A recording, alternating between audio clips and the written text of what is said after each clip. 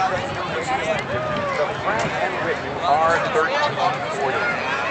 Notice the position of the pilots as These guys are the Geico skydivers, I believe. They operate T-21s.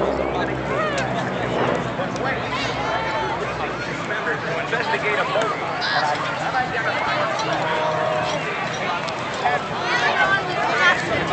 watching the solos cross in front of each other, just feet apart.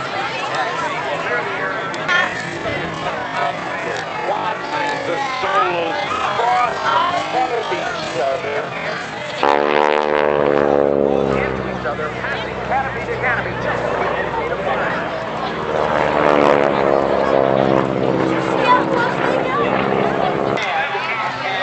No hand on the throttle right now, and the right hand holding that flag. How do you like Julie Clark, everybody?